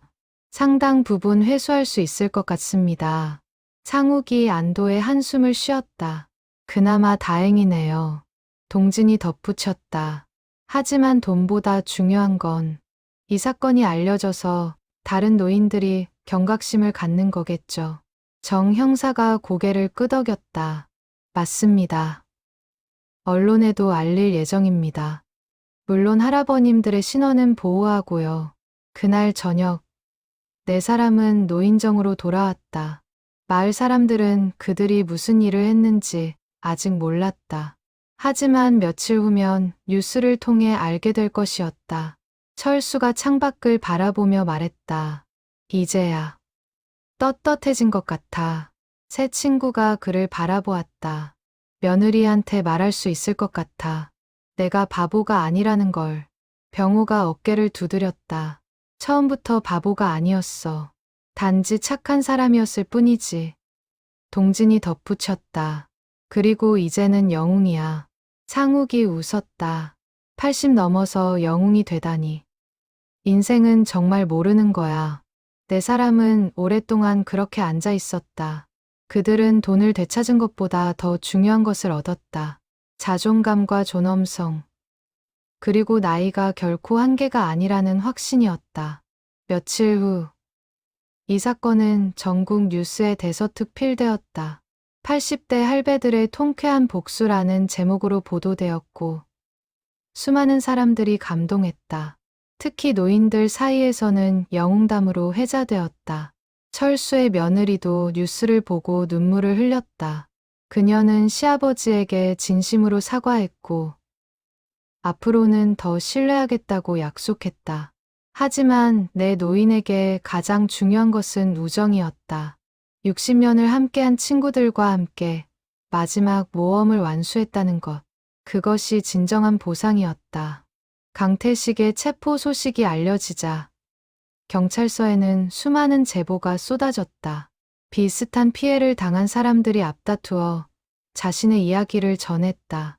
정 형사의 팀은 밤낮 없이 진술을 받았고 사건의 전체 그림이 점점 명확해졌다. 일주일 후 정 형사는 다시 내 노인을 찾아왔다. 그의 손에는 두툼한 파일이 들려 있었다. 할아버님들께 보고드릴 게 있습니다. 노인정에 모인 네 사람은 진지한 표정으로 정 형사의 말을 들었다. 강태식의 조직은 우리가 생각했던 것보다 훨씬 컸습니다. 지난 3년간 전국에서 200명 이상의 노인들을 상대로 50억 원이 넘는 돈을 편취했습니다. 동진이 한숨을 쉬었다. 50억이나. 네. 하지만 다행인 건 강태식이 자금을 숨겨둔 계좌들을 대부분 확보했다는 겁니다. 약 30억 원 정도는 피해자들에게 돌려줄 수 있을 것 같습니다. 철수가 물었다. 그럼 저도 돌려받을 수 있나요? 그 2천만 원. 물론입니다. 다음 주쯤 환급 절차가 시작될 겁니다. 병호가 안도의 표정을 지었다. 그나마 다행이네요. 정 형사가 파일을 펼쳤다. 그리고 한 가지 더. 조직원들을 모두 검거했습니다. 총 13명이었는데 모두 자백했습니다. 상욱이 놀라며 물었다. 전부 다요? 네. 강태식이 리더로서 조직을 철저하게 통제했기 때문에 그가 잡히자 나머지는 금방 무너졌습니다. 동진이 고개를 끄덕였다. 머리가 잘리니까 몸통도 무너진 거군요. 정확합니다. 그리고 정 형사가 잠시 망설이다 말했다. 실은 국민 포상 추천을 하려고 합니다. 할아버님들께. 네 사람이 동시에 놀란 표정을 지었다. 포상이요? 네. 모범 시민상 정도가 될 것 같습니다. 공공의 이익을 위해 위험을 무릅쓰고 범죄 소탕에 기여하셨으니까요. 철수가 손을 저었다. 그런 건 필요 없습니다. 우린 그냥 할아버님들은 겸손하시지만 이 사건의 의미는 큽니다. 많은 노인들에게 희망을 주었으니까요. 병호가 웃었다. 우리가 희망이라니 과찬이십니다. 아닙니다. 실제로 이 사건 이후 보이스피싱 신고가 크게 늘었습니다. 노인들이 더 이상 두려워하지 않고 적극적으로 신고하고 있어요. 상욱이 만족스러운 표정을 지었다. 그게 진짜 보람이네요. 그날 오후 네 사람은 경찰서를 나와 동네 식당으로 향했다. 오랜만에 제대로 된 식사를 하기로 한 것이었다. 삼겹살집에서 고기를 구우며 그들은 지난 일들을 되돌아보았다. 생각해보면 꿈 같아. 철수가 소주잔을 들며 말했다. 한 달 전만 해도 난 수치심에 사로잡혀 있었는데 이제는 당당해졌어. 동진이 잔을 부딪히며 말했다. 우리 모두 당당해졌지. 나이가 많다는 게 약점이 아니라는 걸 증명했으니까. 병호가 고기를 뒤집으며 덧붙였다. 그리고 우정의 힘도 증명했고. 상욱이 웃었다. 60년 우정이 이렇게 빛을 발할 줄이야. 네 사람은 소주를 마시며 웃었다. 젊은 시절의 이야기, 힘들었던 시절의 추억, 그리고 이번 모험담까지. 이야기는 끝이 없었다. 식사를 마치고 노인정으로 돌아가는 길, 철수의 핸드폰이 울렸다. 며느리였다. 아버님, 뉴스 보셨어요? 뉴스? 아버님 일이 저녁 메인 뉴스에 나왔어요. 인터뷰까지 나오던데요. 철수는 깜짝 놀라 TV를 켰다. 과연 저녁 9시 뉴스에서 그들의 이야기가 보도되고 있었다. 정 형사가 인터뷰하는 모습이 나왔고 내 노인의 뒷모습도 짧게 비쳤다. 80대 할머니와 할아버지들이 보이스피싱 조직을 직접 소탕하는데 결정적인 역할을 했습니다. 경찰은 이들의 용기 덕분에 50억 원대 대규모 조직을 검거할 수 있었다고 밝혔습니다. 앵커의 멘트가 이어졌다. 나이가 많다는 것이 약점이 아니라 지혜와 경험이 될 수 있음을 보여준 사례입니다. 며느리의 목소리가 전화기에서 들렸다. 아버님, 정말 대단하세요. 제가 죄송했어요. 아버님을 의심해서. 철수의 눈가가 뜨거워졌다. 괜찮아. 다 지난 일이야. 이제부터는 아버님을 더 신뢰할게요. 손자 교육도 맡기고요. 전화를 끊은 철수는 새 친구를 바라보았다. 그의 얼굴에는 만족스러운 미소가 번졌다. 들었지? 며느리가 나를 다시 신뢰한대. 동진이 어깨를 두드렸다. 당연하지. 자네는 증명했으니까. 그날 밤, 네 사람은 각자 집으로 돌아갔다. 하지만 다음 날 아침, 그들은 예상치 못한 상황과 마주했다. 노인정에 모인 네 사람 앞에는 수십 명의 기자들이 몰려 있었다. 카메라 플래시가 터졌고 마이크들이 그들을 향했다. 할아버님들, 인터뷰 좀 부탁드립니다. 어떻게 그런 용기를 내셨나요? 다른 노인들에게 하고 싶은 말씀이 있으신가요? 철수는 당황했다. 이렇게까지 관심을 받을 줄은 몰랐다. 하지만 동진이 침착하게 앞으로 나섰다. 여러분, 우리는 특별한 일을 한 게 아닙니다. 단지 옳은 일을 했을 뿐입니다. 기자 하나가 물었다. 그래도 위험하지 않으셨나요? 물론 두려웠습니다.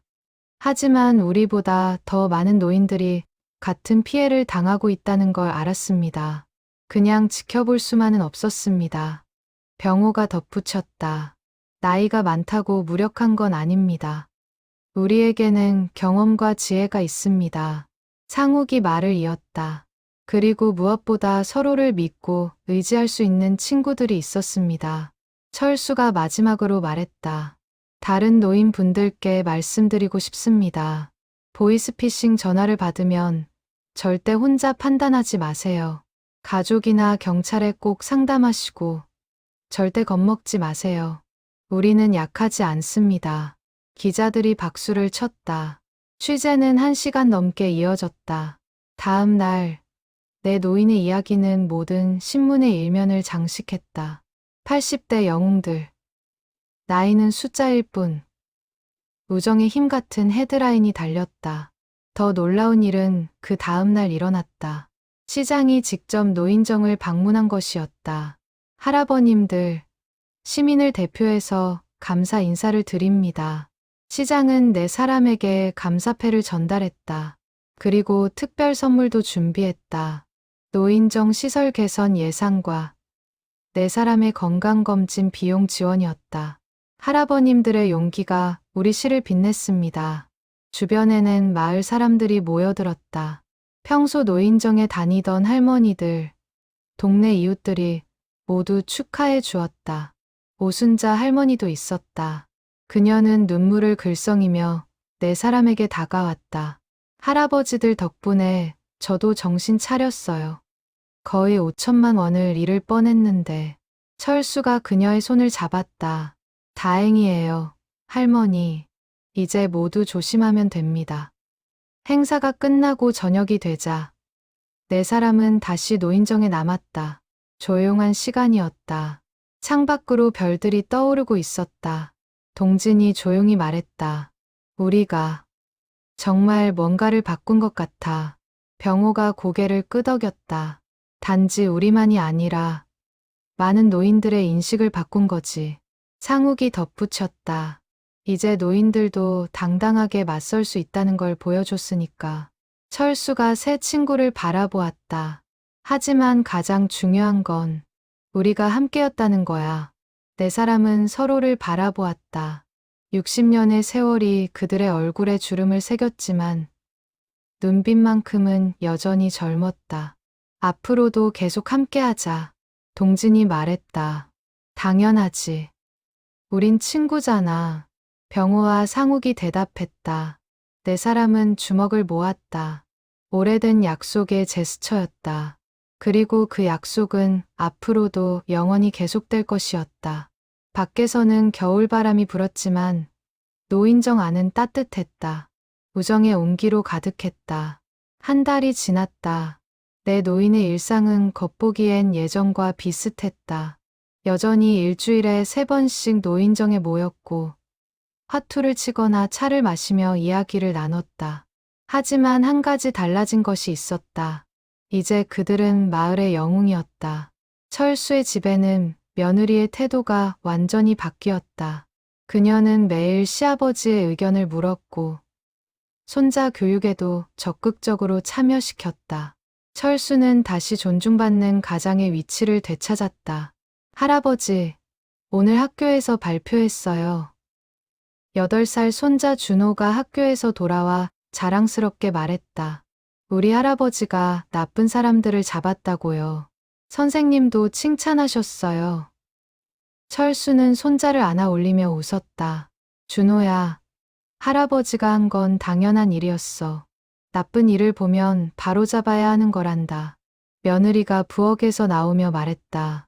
아버님, 오늘 점심은 제가 아버님 좋아하시는 갈비찜 했어요. 고맙구나. 철수는 가슴이 뭉클했다. 2천만 원을 잃고 수치심에 빠져있던 한 달 전과는 완전히 다른 풍경이었다. 동진의 집도 변화가 있었다. 그의 제자들이 모임을 만들어 정기적으로 방문하기 시작했다. 특히 IT 회사에 다니는 제자 김영수는 일주일에 한 번씩 와서 최신 기술을 설명해 주었다. 선생님, 요즘 AI 기술이 정말 대단합니다. 이런 것도 가능하거든요. 영수가 태블릿을 보여주며 설명했다. 동진은 호기심 어린 눈으로 화면을 들여다보았다. 기술이 이렇게 발전했구나. 하지만 그만큼 악용될 위험도 크겠지. 맞습니다. 그래서 선생님 같은 분들의 경험이 중요한 겁니다. 기술은 빠르게 변하지만 사람을 판단하는 지혜는 경험에서 나오니까요. 동진은 만족스러운 미소를 지었다. 자신이 여전히 가치 있는 존재라는 걸 느꼈다. 병우의 목재소는 이미 오래전에 문을 닫았지만 그에게 새로운 일거리가 생겼다. 지역 경찰서에서 보이스피싱 예방 강연을 요청한 것이었다. 할아버님, 실제 경험을 바탕으로 이야기해 주시면 큰 도움이 될 겁니다. 정 형사의 제안에 병호는 흔쾌히 응했다. 그는 일주일에 한 번씩 경찰서나 노인복지관을 방문해 자신의 경험을 나눴다. 여러분, 나이가 많다고 포기하지 마세요. 우리에게는 평생 쌓아온 지혜가 있습니다. 청중들, 특히 노인들은 병호의 이야기에 귀를 기울였다. 그의 당당한 모습에서 희망을 보았다. 상욱의 약국은 예전에 은퇴하면서 조카에게 넘겼지만 그는 여전히 가끔 들러 조언을 해주곤 했다. 그런데 최근에는 그의 역할이 더 커졌다. 마을 사람들이 건강 상담뿐 아니라 보이스피싱 걱정까지 그에게 털어놓기 시작한 것이었다. 상욱 씨, 요즘 이상한 문자가 계속 와요. 택배 관련 링크라는데 절대 누르지 마세요. 그거 피싱입니다. 바로 삭제하시고요. 상욱은 친절하게 설명해 주었다. 그는 마을의 안전 컨설턴트가 된 셈이었다. 어느 화요일 오후, 4사람은 노인정에서 차를 마시고 있었다. 밖에는 봄비가 내리고 있었다. 겨울이 지나고 봄이 오고 있었다. 시간 참 빠르네. 철수가 창밖을 바라보며 말했다. 벌써 2달이 지났어. 우리가 작전을 시작한 게 엊그제 같은데. 동진이 차를 한 모금 마시며 대답했다. 정말 많은 일이 있었지. 생각해보면 꿈만 같아. 병호가 웃었다. 꿈은 무슨. 다 현실이었어. 우리가 해낸 거야. 상욱이 덧붙였다. 그리고 앞으로도 계속 해나갈 거고. 바로 그때 노인정 문이 열리며 낯선 여자가 들어왔다. 50대 중반으로 보이는 그녀는 조심스럽게 다가왔다. 저, 박철수 할아버님 계신가요? 철수가 일어섰다. 제가 박철수입니다만. 여자의 눈에 눈물이 글썽였다. 할아버님, 감사합니다. 정말 감사합니다. 누구신지? 저는 김소영이라고 합니다. 할아버님들 덕분에 저희 어머니 돈을 되찾았어요. 네 사람이 놀란 표정으로 그녀를 바라보았다. 소영이 설명하기 시작했다. 그녀의 어머니는 1년 전 보이스피싱으로 8천만 원을 잃었다. 평생 모은 돈이었고 그 충격으로 어머니는 우울증에 걸렸다. 하지만 강태식의 조직이 붕괴되면서 돈의 일부를 되찾을 수 있게 되었다. 5천만 원을 돌려받았어요. 전액은 아니지만 어머니가 다시 웃으실 수 있게 됐어요. 소영은 눈물을 닦으며 네 사람에게 절을 했다. 할아버님들이 아니었으면 저희 어머니는 평생 그 상처를 안고 사셨을 거예요. 철수가 그녀를 일으켰다. 일어나세요. 우린 당연한 일을 했을 뿐입니다. 아닙니다. 할아버님들은 저희 가족의 은인이세요. 소영이 가방에서 작은 상자를 꺼냈다. 이건 정말 작은 감사의 표시입니다. 받아주세요. 상자 안에는 수제 쿠키가 들어 있었다. 소영이 직접 만든 것이라고 했다. 어머니가 꼭 전하라고 하셨어요. 덕분에 희망을 되찾았다고요. 소영이 돌아간 후 네 사람은 한동안 말이 없었다. 그들은 자신들의 행동이 얼마나 많은 사람들에게 영향을 미쳤는지 새삼 깨달았다. 동진이 조용히 말했다. 우리가 진짜 좋은 일을 한 것 같아. 병호가 고개를 끄덕였다. 한 명이 아니라 수백 명의 삶을 바꾼 거지. 상욱이 쿠키 상자를 열며 말했다. 이 쿠키에는 감사의 마음이 담겨 있어. 소중하게 나눠 먹자. 철수가 창밖을 바라보았다. 비가 그치고 햇살이 비치기 시작했다. 무지개가 떠오를 것 같았다. 동무들, 우리 앞으로 뭘 할까? 세 사람이 철수를 바라보았다. 뭘 하긴. 계속 이렇게 살겠지. 병호가 대답했다. 아니, 내 말은. 철수가 잠시 망설이다 말했다. 우리가 경험한 걸 더 많은 사람들과 나눌 방법은 없을까? 동진의 눈이 빛났다. 좋은 생각이야. 예를 들면 강연도 하고 책도 쓰고 우리의 경험이 다른 노인들에게 힘이 될 수 있잖아. 상욱이 흥분한 목소리로 말했다. 그거 정말 좋은데. 우리가 직접 겪은 일이니까 설득력도 있고. 병호가 덧붙였다. 노인 범죄 예방 교육 같은 것도 할 수 있겠어. 동진이 노트를 꺼냈다. 그럼 계획을 세워보자. 우리가 할 수 있는 일들을 정리하는 거야. 네 사람은 다시 머리를 맞댔다. 마치 2달 전 작전을 계획하던 그때처럼. 하지만 이번에는 복수가 아니라 희망을 위한 계획이었다. 첫째, 지역 노인복지관과 연계해서 정기 강연을 한다. 동진이 적기 시작했다. 둘째, 우리 경험담을 엮어서 소책자를 만든다. 무료로 배포하고. 상욱이 제안했다. 셋째, 온라인에도 올리자. 요즘 노인들도 스마트폰 많이 쓰잖아. 병호가 덧붙였다. 넷째, 비슷한 피해를 당한 노인들의 상담도 해주면 어떨까? 우리가 직접 겪어봤으니까 공감도 되고. 철수가 만족스러운 표정으로 말했다. 좋아. 이제 우리에게 새로운 임무가 생긴 거야. 네 사람은 또다시 주먹을 모았다. 나이는 숫자일 뿐. 그들의 외침이 노인정 안에 울려 퍼졌다. 창밖으로 무지개가 떠올랐다. 비 온 뒤의 무지개처럼 고난 뒤에 찾아온 희망이었다. 그날 이후 내 노인은 더 바빠졌다. 강연 요청이 쇄도했고 인터뷰 요청도 끊이지 않았다. 하지만 그들은 결코 거절하지 않았다. 한 사람이라도 더 도울 수 있다면 그것이 그들의 사명이었다. 어느 토요일, 대형 강연장에서 네 사람의 강연이 열렸다. 300명이 넘는 노인들이 참석했다. 무대에 선 철수는 마이크를 잡고 침착하게 말했다. 여러분, 저는 2달 전만 해도 2천만 원을 잃고 수치심에 빠져 있었습니다. 하지만 이제는 당당합니다. 왜일까요? 청중이 조용해졌다. 나이가 많다는 건 약점이 아니라 강점이기 때문입니다. 우리에게는 경험이 있고, 지혜가 있고, 무엇보다 서로를 지킬 수 있는 연대가 있습니다. 박수가 터져 나왔다. 동진, 병호, 상욱도 무대로 나와 자신들의 이야기를 들려주었다. 강연이 끝난 후 수많은 노인들이 다가와 악수를 청했다. 그들의 눈에는 희망이 담겨 있었다.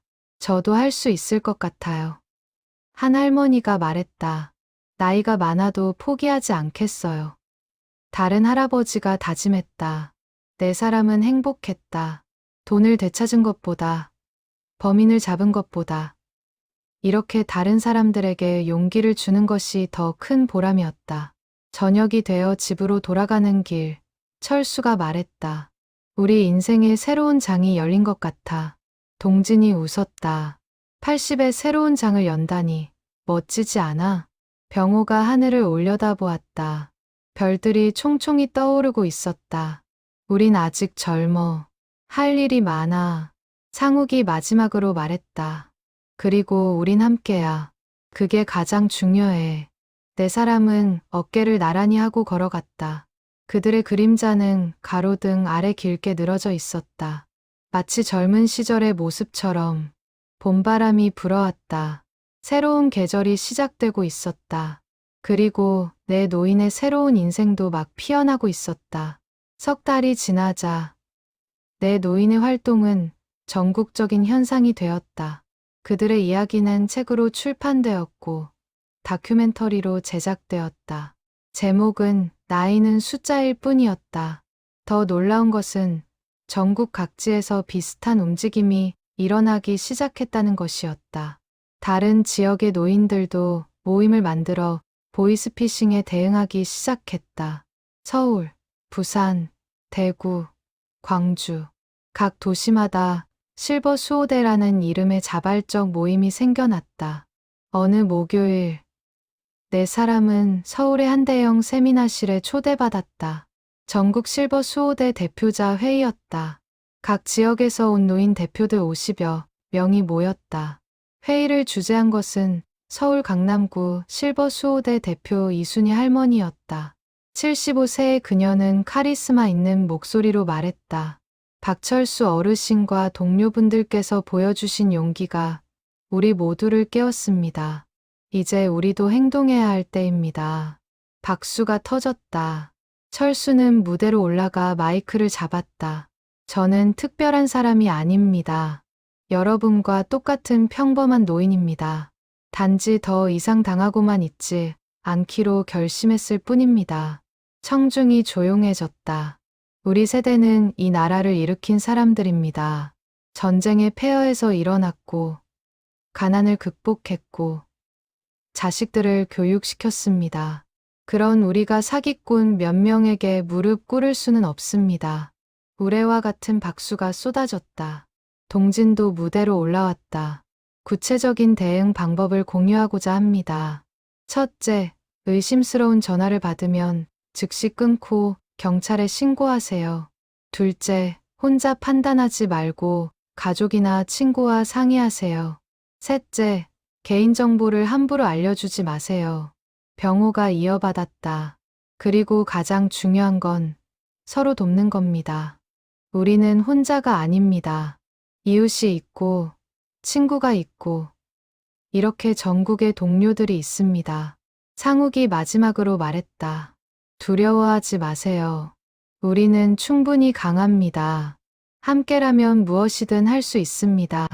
회의가 끝난 후, 각 지역 대표들은 구체적인 행동 계획을 수립했다. 정기 모임, 정보 공유 네트워크, 긴급 연락망 구축 등이 논의되었다. 부산에서 온 김태준 할아버지가 철수에게 다가왔다. 저도 한 달 전에 비슷한 전화를 받았습니다. 하지만 어르신들 이야기를 듣고 있었기 때문에 속지 않았어요. 정말 감사합니다. 대구에서 온 박미선 할머니도 말했다. 우리 동네에서도 피해자가 많았는데 이제는 모두 조심하고 있어요. 어르신들이 희망을 주셨어요. 철수는 가슴이 뜨거워졌다. 자신들의 작은 행동이 이렇게 큰 파장을 일으킬 줄은 몰랐다. 그날 저녁, 네 사람은 서울 시내의 한 식당에서 저녁을 먹었다. 정 형사도 함께였다. 할아버님들 덕분에 보이스피싱 신고가 전년 대비 200% 증가했습니다. 정 형사가 보고했다. 그리고 검거율도 크게 올랐고요. 무엇보다 피해액이 30% 감소했습니다. 동진이 놀라며 물었다. 30%나요? 네. 노인들이 더 이상 쉬운 타깃이 아니라는 걸 범죄자들도 알게 된 겁니다. 병호가 만족스러운 표정으로 말했다. 그게 진짜 변화지. 인식의 변화. 상욱이 덧붙였다. 이제 노인들도 당당하게 맞서고 있으니까요. 정 형사가 진지한 표정으로 말했다. 사실 경찰청에서 특별 자문위원을 제안하고 싶어 합니다. 할아버님들께. 철수가 놀라며 물었다. 자문위원이요? 네. 노인 대상 범죄 예방에 관한 정책 자문을 부탁드리고 싶다고 합니다. 물론 명예직이지만 의미는 크죠. 네 사람은 서로를 바라보았다. 또 다른 책임이 주어지는 것이었지만 그들은 주저하지 않았다. 하겠습니다. 동진이 대표로 대답했다. 우리가 할 수 있는 일이라면 무엇이든. 한 달 후, 네 사람은 경찰청 회의실에 앉아 있었다. 경찰청장과 고위 간부들이 참석한 자리였다. 어르신들의 경험과 통찰이 정책 수립에 큰 도움이 될 것입니다. 경찰청장이 말했다. 철수가 준비해온 제안서를 꺼냈다. 저희가 몇 가지 제안을 준비했습니다. 동진이 설명을 시작했다. 첫째, 노인 전용 보이스피싱 신고 핫라인을 만들어야 합니다. 일반 신고 전화는 젊은 사람들 기준이라 노인들이 사용하기 어렵습니다. 병호가 이어받았다. 둘째, 각 경찰서마다 노인 범죄 예방 전담팀을 구성해야 합니다. 정기적으로 지역 노인정을 방문해서 교육하는 거죠. 상욱이 덧붙였다. 셋째, 가족 연계 시스템을 만들어야 합니다. 노인이 큰 금액을 이체하려 할 때 자동으로 가족에게 알림이 가도록 하는 거죠. 철수가 마지막으로 말했다. 그리고 가장 중요한 건 노인들의 자존감을 지켜주는 것입니다. 피해자를 무능력하다고 비난하는 분위기를 바꿔야 합니다. 누구나 당할 수 있는 범죄라는 걸 인식시켜야 해요. 경찰청장이 고개를 끄덕이며 말했다. 모두 훌륭한 제안입니다. 적극 검토하겠습니다. 회의가 끝난 후, 네 사람은 경찰청 앞 벤치에 앉았다. 봄에서 여름으로 넘어가는 시기였다. 햇살이 따사로웠다. 우리가 정말 대단한 일을 하고 있는 것 같아. 상욱이 말했다. 시작은 작았지. 단지 철수의 돈을 되찾는 것이었는데 동진이 회상했다. 이제는 전국적인 운동이 됐어. 병호가 하늘을 올려다보았다. 하지만 아직 끝나지 않았어. 할 일이 많아. 철수가 새 친구를 바라보았다. 그래. 그리고 우린 계속할 거야. 우리가 할 수 있는 한. 그들의 결의는 확고했다. 이것은 단순한 복수극이 아니었다. 사회를 바꾸는 운동이었고 노인들의 존엄을 되찾는 투쟁이었다. 그날 저녁 뉴스에서는 정부가 발표한 새로운 정책이 보도되었다. 노인 범죄 예방 종합대책이었다. 내 노인이 제안한 내용들이 상당 부분 반영되어 있었다. 이번 대책은 최근 사회적 관심을 받은 실버 수호대 활동에서 영감을 받았습니다. 장관의 발표가 이어졌다. 노인들은 보호의 대상이 아니라 사회의 동반자입니다. 그들의 경험과 지혜를 존중하고 함께 범죄에 대응해 나가겠습니다. 철수의 며느리가 TV를 보며 감탄했다. 아버님, 정말 대단하세요. 나라의 정책까지 바꾸시다니. 철수는 겸손하게 웃었다. 나 혼자 한 게 아니야. 동진이, 병호, 상욱이, 우리 넷이 함께 한 거지. 그래도 대단해요. 진짜 영웅이세요. 손자 준호가 할아버지를 안아왔다. 할아버지, 나도 커서 할아버지처럼 멋진 사람이 될래요. 철수는 손자를 품에 안으며 눈시울이 뜨거워졌다. 2달 전만 해도 치매 검사를 받으라던 며느리가 무능력하다고 무시하던 가족들이 이제는 자신을 존경하고 있었다. 하지만 그보다 더 중요한 것은 수많은 노인들에게 용기를 주었다는 사실이었다. 그들은 더 이상 두려워하지 않았다. 당당하게 자신의 권리를 지킬 수 있었다. 밤이 깊어갔다. 철수는 창밖을 바라보았다. 별들이 빛나고 있었다. 그는 새 친구를 떠올렸다. 60년을 함께한 동진, 병호, 상우. 그들이 없었다면 아무것도 할 수 없었을 것이다. 내일 또 노인정에서 만날 것이다. 차를 마시며 이야기를 나누고 새로운 계획을 세울 것이다. 그들의 싸움은 계속될 것이었다. 하지만 이제 그들은 알고 있었다. 나이는 진짜 숫자일 뿐이며 진정한 힘은 마음에서 나온다는 것을. 그리고 가장 큰 힘은 우정이라는 것을. 철수는 미소 지으며 잠자리에 들었다. 내일도 바쁜 하루가 될 것이었다. 하지만 두렵지 않았다. 오히려 기대되었다. 80 넘은 인생의 가장 의미 있는 시간을 살고 있었으니까. 여름이 무르익어 가던 어느 날, 철수는 우편함에서 두툼한 봉투를 발견했다. 발신인은 전국 보이스피싱 피해자 가족 모임이었다. 봉투를 열자 수백 장의 편지가 쏟아져 나왔다. 그날 오후, 4사람은 노인정에 모여 편지들을 읽기 시작했다. 전국 각지에서 온 감사 편지들이었다. 첫 번째 편지는 부산에서 왔다. 어르신들 덕분에 저희 아버지가 웃음을 되찾았습니다. 3천만 원을 잃고 자책하시던 아버지가 어르신들의 이야기를 듣고 용기를 내셨습니다. 이제는 당당하게 사시고 다른 분들에게도 조심하라고 알려주고 계십니다. 2번째 편지는 대전에서 왔다. 제 어머니는 보이스피싱 피해로 심한 우울증을 앓으셨습니다. 하지만 어르신들의 강연을 듣고 변화하셨어요. 이제는 실버수호대 대전 지부 부회장을 맡으셨습니다. 정말 감사합니다. 3번째 편지는 광주에서 왔다. 저는 피해를 당한 건 아니지만 주변에 피해자가 많았습니다. 모두 수치심 때문에 숨어 지냈는데 어르신들이 당당하게 맞선 모습을 보고 용기를 얻었습니다. 이제 우리 동네에서는 보이스피싱이 크게 줄었습니다. 편지는 계속 이어졌다. 제주, 강원, 경북, 전남, 전국 방방곡곡에서 감사의 메시지가 왔다. 4사람은 말없이 편지를 읽었다. 눈가가 촉촉해졌다. 동진이 조용히 말했다. 우리가 정말 많은 사람들에게 힘이 됐구나. 병호가 고개를 끄덕였다. 단지 철수의 돈을 되찾으려 했을 뿐인데. 상욱이 덧붙였다. 이렇게 큰 파장을 일으킬 줄은 몰랐어. 철수는 편지 한 장을 들고 있었다.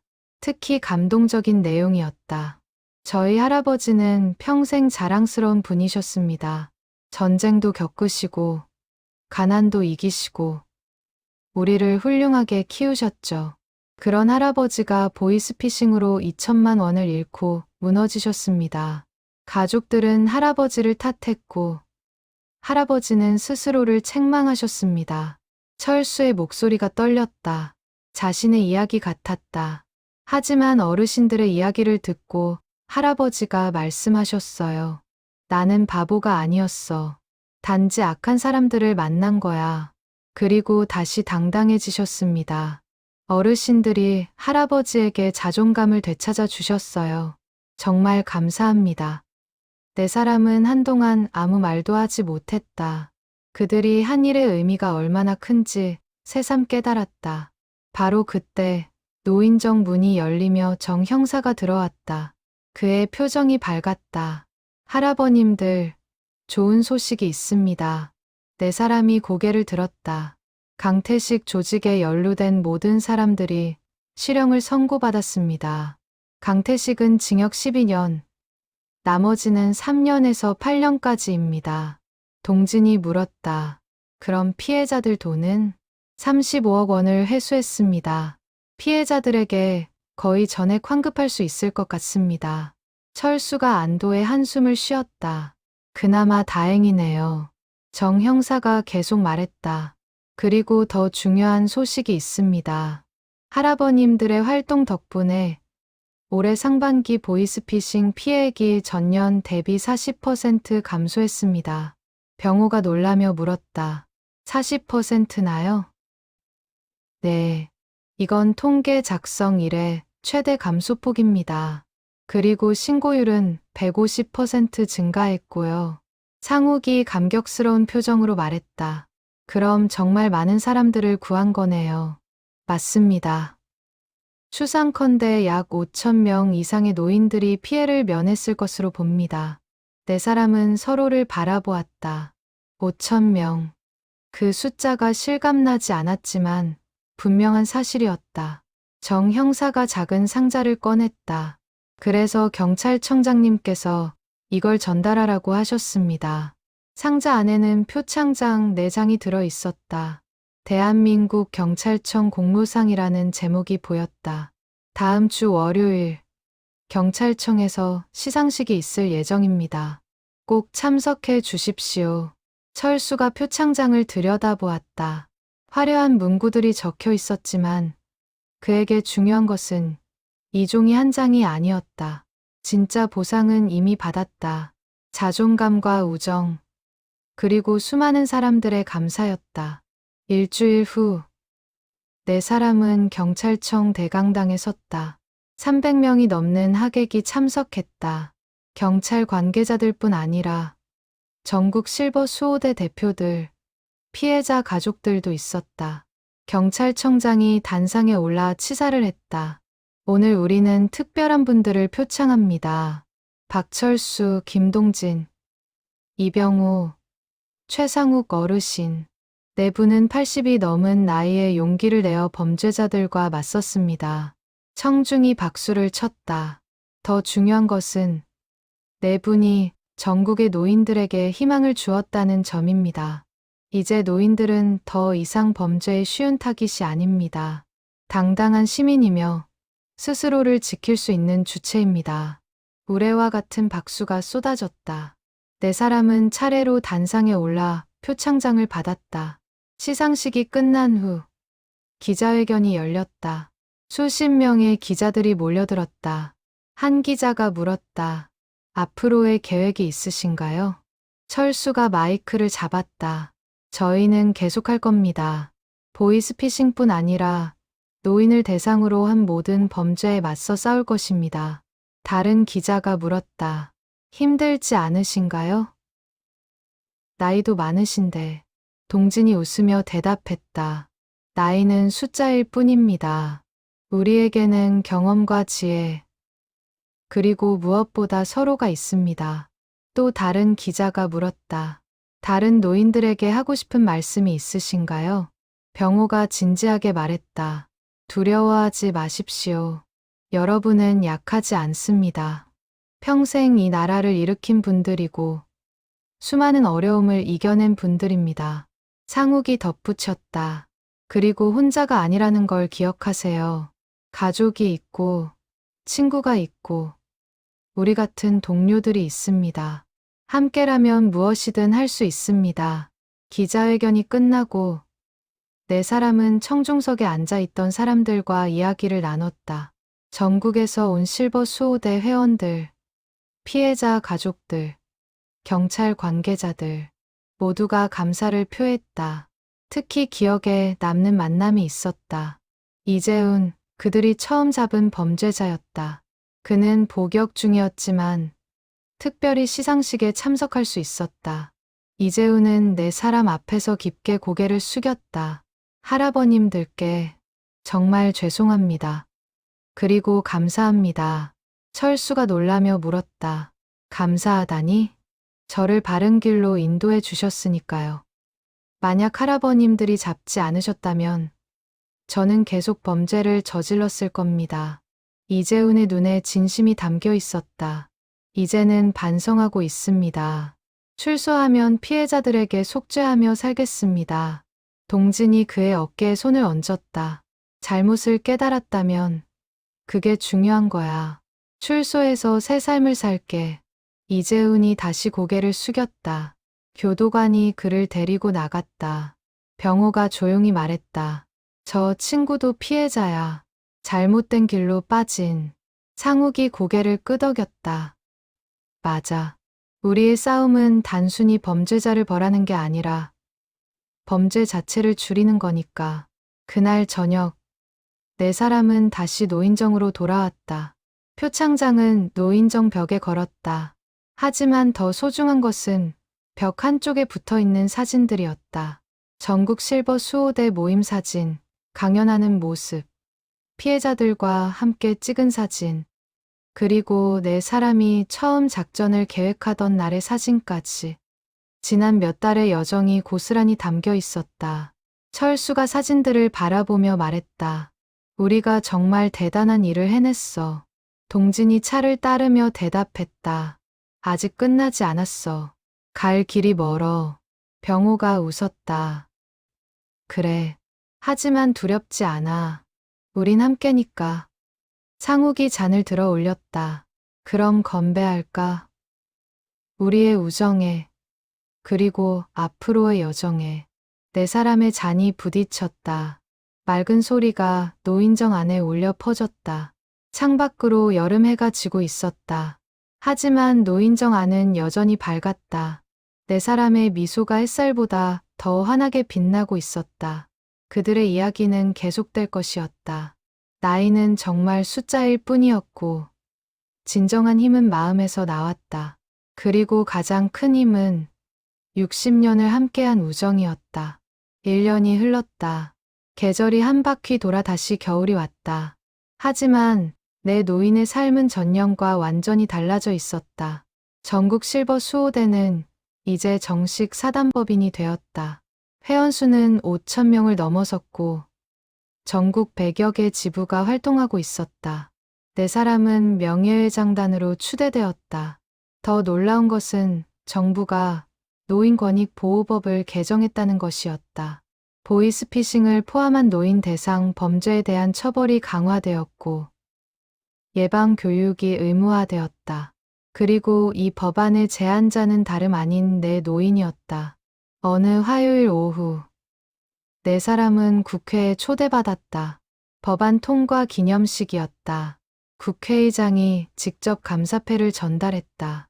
여러분의 용기와 헌신이 대한민국의 법을 바꿨습니다. 이제 노인들은 법의 보호를 더 강하게 받을 수 있게 되었습니다. 의원들이 기립박수를 보냈다. 철수는 단상에 올라 소감을 말했다. 저희는 평범한 노인들입니다. 단지 옳다고 생각하는 일을 했을 뿐입니다. 진짜 영웅은 전국의 실버 수호대 회원들이고 두려움을 극복하고 당당하게 사는 모든 노인들입니다. 청중이 다시 박수를 쳤다. 나이는 숫자일 뿐입니다. 우리에게는 여전히 할 일이 있고 지킬 가치가 있습니다. 이 법이 모든 노인들에게 힘이 되기를 바랍니다. 행사가 끝난 후 네 사람은 국회 앞 벤치에 앉았다. 겨울 햇살이 따스했다. 1년이 지났네. 동진이 회상하듯 말했다. 작년 이맘때는 철수가 2천만 원을 잃고 절망하고 있었지. 병호가 웃었다. 그리고 우리가 복수를 결심했고 상욱이 덧붙였다. 복수가 이렇게 큰 변화로 이어질 줄은 몰랐어. 철수가 새 친구를 바라보았다. 동무들, 이 모든 게 자네들 덕분이야. 혼자였으면 절대 못했을 거야. 동진이 손을 저었다. 우린 팀이야. 한 사람이 아니라 네 사람이 함께한 거지. 병호가 하늘을 올려다보았다. 생각해보면 기적 같아. 80 넘어서 이런 일을 하게 될 줄이야. 상욱이 말했다. 기적이 아니야. 우리가 만든 거지. 포기하지 않고 싸워서. 네 사람은 오랫동안 그렇게 앉아 있었다. 서로의 존재만으로도 충분했다. 그날 저녁, 네 사람은 작은 파티를 열었다. 노인정이 아닌 철수의 집에서였다. 며느리와 손자, 동진의 제자들, 병우의 가족, 상욱의 조카들이 모두 모였다. 테이블에는 음식이 가득했다. 며느리가 정성껏 준비한 음식들이었다. 아버님, 정말 자랑스러워요. 며느리가 진심으로 말했다. 처음에는 걱정했어요. 나이도 많으신데 위험한 일을 하신다고. 하지만 이제는 이해해요. 아버님은 정말 대단하신 분이에요. 철수의 눈가가 촉촉해졌다. 손자 준호가 할아버지에게 그림을 선물했다. 내 할아버지가 악당을 물리치는 모습을 그린 것이었다. 유치하지만 사랑스러운 그림이었다. 할아버지, 나도 커서 할아버지처럼 멋진 사람이 될 거예요. 철수가 손자를 안아 올렸다. 준호야, 할아버지보다 더 멋진 사람이 되렴. 그리고 기억해라. 나이가 많아도, 약해 보여도, 마음만 먹으면 무엇이든 할 수 있다는 걸. 동진의 제자 김영수가 축배를 제안했다. 선생님들의 건강과 앞으로의 활동을 위해 건배. 모두의 잔이 부딪혔다. 웃음소리가 집 안을 가득 채웠다. 파티가 끝나고 손님들이 돌아간 후, 네 사람은 거실에 남았다. 조용한 시간이었다. 철수가 오래된 앨범을 꺼냈다. 1963년 고등학교 졸업 사진이었다. 18살의 그들이 환하게 웃고 있었다. 이게 우리였어. 동진이 사진을 들여다보았다. 60년이 지났네. 병우가 감회에 젖은 목소리로 말했다. 정말 많은 일이 있었어. 전쟁도 겪고, 가난도 겪고. 상욱이 덧붙였다. 하지만 우린 항상 함께였어. 철수가 앨범을 덮으며 말했다. 동무들, 약속하자. 앞으로도 계속 함께하자. 우리가 살아있는 한. 세 사람이 고개를 끄덕였다. 당연하지. 우린 친구니까. 영원한 친구. 네 사람은 주먹을 모았다. 60년 전부터 해온 동작이었다. 그리고 앞으로도 계속할 동작이었다. 하나, 둘, 셋. 평생 친구. 그들의 외침이 거실에 울려 퍼졌다. 창밖으로 눈이 내리기 시작했다. 첫눈이었다. 하얀 눈송이들이 조용히 내려앉았다. 철수가 창문을 열었다. 찬 공기가 들어왔지만 상쾌했다. 새로운 시작이야. 동진이 말했다. 매년 겨울이 와도 봄은 다시 오니까. 병호가 덧붙였다. 우리도 마찬가지야. 늙었지만 우리 안의 봄은 아직 살아있어. 상욱이 웃었다. 그래, 우린 아직 젊어. 마음 많은. 네 사람은 눈 내리는 하늘을 바라보았다. 그들의 여정은 계속될 것이었다. 더 많은 노인들을 돕고, 더 많은 변화를 만들고, 더 많은 희망을 나눌 것이었다. 하지만 무엇보다 중요한 것은 그들이 함께라는 사실이었다.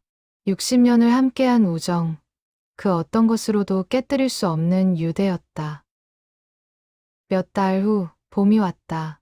노인정 앞 벚나무에 꽃이 피기 시작했다. 네 사람은 여느 때처럼 노인정에 모여 있었다. 하지만 이번에는 새로운 손님이 있었다. 젊은 기자였다.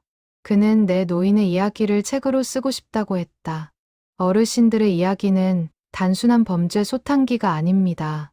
이건 우정의 이야기고, 용기의 이야기고, 나이를 초월한 도전의 이야기입니다. 철수가 웃었다. 과찬이네요. 우린 그냥 평범한 노인들이에요. 기자가 고개를 저었다. 아닙니다. 어르신들은 특별합니다. 많은 사람들에게 영감을 주셨으니까요. 동진이 차를 따르며 말했다. 우리 이야기를 써서 사람들에게 희망을 줄 수 있다면 기꺼이 협조하겠네. 병호와 상욱도 동의했다. 기자는 몇 달간 네 사람을 취재했다. 그들의 일상, 과거, 그리고 앞으로의 계획까지. 그리고 마침내 책이 완성되었다. 책 제목은 나이는 숫자일 뿐, 내 노인의 통쾌한 역습이었다. 출판 기념회가 열렸다. 수백 명의 사람들이 참석했다. 실버 수호대 회원들, 피해자 가족들, 경찰 관계자들, 그리고 평범한 시민들. 철수가 단상에 올라 마지막 인사를 했다. 이 책은 우리 넷의 이야기지만 동시에 모든 노인들의 이야기입니다. 우리는 약하지 않습니다. 존중받을 가치가 있습니다. 그리고 함께라면 무엇이든 할 수 있습니다. 청중이 기립박수를 보냈다. 나이는 정말 숫자일 뿐입니다. 중요한 것은 마음입니다. 포기하지 않는 마음, 정의를 추구하는 마음, 그리고 서로를 사랑하는 마음입니다. 박수가 더욱 커졌다. 감사합니다. 우리를 믿어준 모든 분들께, 그리고 무엇보다 철수가 새 친구를 바라보았다. 60년을 함께한 내 친구들에게 자네들이 있어서 가능했네. 동진, 병호, 상욱이 일어나 철수와 포옹했다. 내 노인의 눈에는 눈물이 글썽였다. 청중은 계속 박수를 쳤다. 그 박수는 내 노인에 대한 존경이었고, 우정에 대한 찬사였고, 나이를 초월한 도전에 대한 응원이었다. 행사가 끝나고 네 사람은 익숙한 노인정으로 돌아왔다. 그들의 안식처였다. 60년 우정의 증거였다. 벚꽃이 창문으로 날아들었다. 봄의 향기가 가득했다. 동무들, 우리 이제 80 넘었어. 철수가 말했다. 그래, 더 이상 젊지 않지. 동진이 대답했다. 하지만 우린 아직 할 일이 있어. 병호가 덧붙였다. 그리고 우린 함께야. 상욱이 마지막으로 말했다. 네 사람은 서로를 바라보았다. 주름진 얼굴, 백발, 굽은 허리, 시간의 흔적이 역력했다. 하지만 그들의 눈빛만은 여전히 빛나고 있었다. 평생 친구, 영원한 동행. 그들은 주먹을 모았다. 마지막이 아닐 것이다. 앞으로도 수없이 반복될 동작이었다. 창밖으로 봄바람이 불어왔다. 벚꽃 잎이 날렸다. 새로운 계절이 시작되고 있었다. 그리고 내 노인의 여정도 계속될 것이었다. 함께, 영원히.